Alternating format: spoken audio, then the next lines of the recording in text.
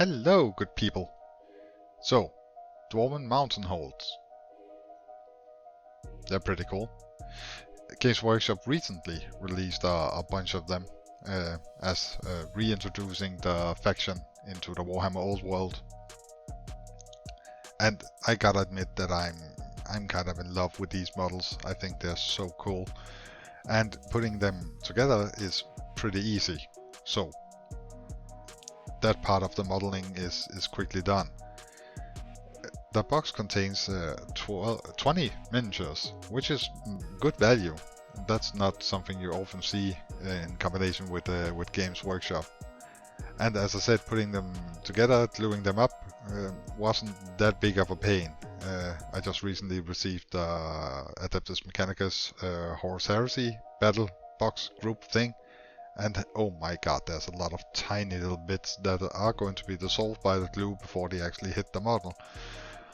So, doing old world models is quite joyous compared to the other ranges. Anywho, 20 miniatures, that's good value, but it takes some time to glue up and paint together.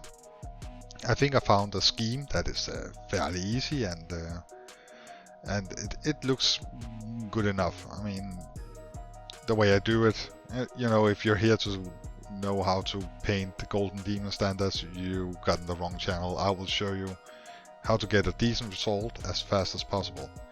And I decided to start out with the natural steel from AK Interactive, and doing the first brush, the first model with brush, then deciding Evet, and loading up the airbrush for the rest of them.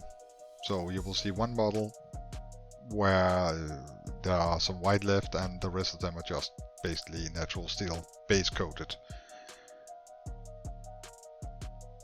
And I highly recommend the metallics from AK Interactive. Honestly, I just recommend AK Interactive. I decided to go with brass from for the ringmail armor. Ringmail armor, is that the word? Teach me English. Anywho, for the under armor, the undergarment, brass for that.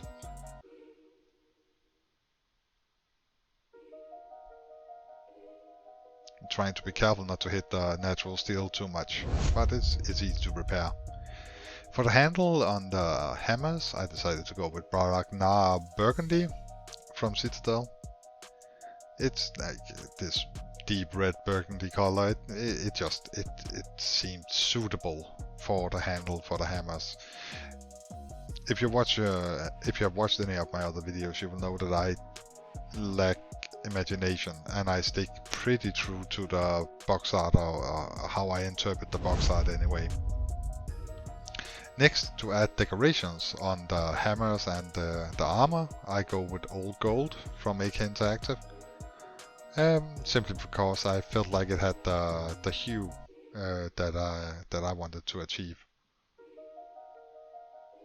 And there's a lot of little details. Well, not a lot, but there are some little details on the model, so I try to be careful not to hit the natural steel. But when I apply the wash, the mistakes I do made is decently hidden by the wash. I'm currently using Green Stuff World, what's called Kolinsky Silver Grade brushes. I highly recommend those. For the amount you have to pay, it's a really high quality brush that keeps the tip nicely even after 100 models. And I know about destroying brushes. That's kind of my thing.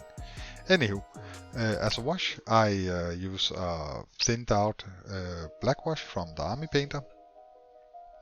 And honestly, I went a bit too heavy this time. Normally, it's a really good wash because it doesn't oversaturate the model and dull everything down too much. But I went a little overboard this time. I should have thinned it a bit more. Next, I go in with Wraith Bone, and everything that I want to use contrast colors on, contrast paints on, gets a layer of Wraith Bone. And that's basically for the hand, the face, and the beard. And again, trying to be careful not to mess up what I've already done, but... And it's just a thin layer of it. I've thinned it down quite a bit, as you can probably see. And next I go in with the Gulliman Flesh contrast from Citadel. The thing with Raidbone is that if you apply just a teeny bit too big of a thick of a layer, it will clog up details like there's no tomorrow. So it's one of the few paints that I really thin down.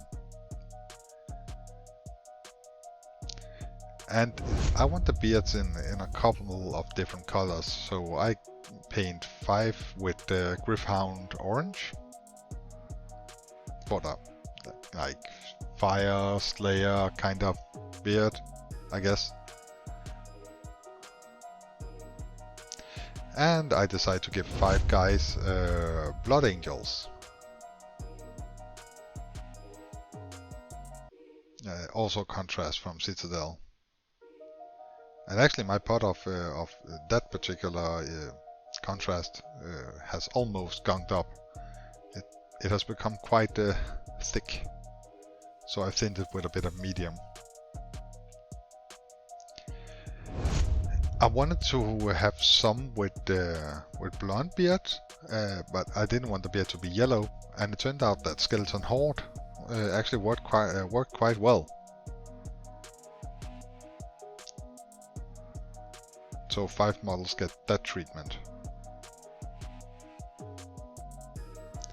And finally I decided to go with a white, also from Citadel, for the old guys in the regiment. There are some white beards in there.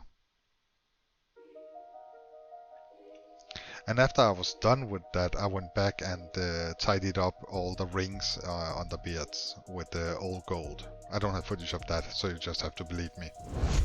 And finally, these guys have blue gems, stones around on their armor, and I decided to use Kaldor Sky for that. I didn't do any highlights or anything on these guys because I have 20 of them, and they're going to be viewed from a distance, and this is not for a competition, and it wouldn't be fast and easy if I did. So I think that's pretty much sold. And that's the final product. Now the bases became kind of messy for me, and that's on me. I spilled flock everywhere. That was dumb. I tried to use my airbrush to blow the excess snow flock away, and it turned out I didn't blow it away. I blew it all over the model standing right behind them. Who knew that could have happened?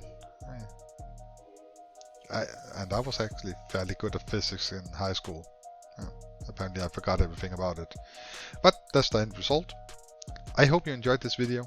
If you did, please do leave a like, subscribe if you haven't done so already. It makes me happy. And thank you so much for your time. Have an awesome day, and I will hopefully see you soon for another upload, which is going to be something completely different. Well, still me painting miniatures, but different. Yes. Bye.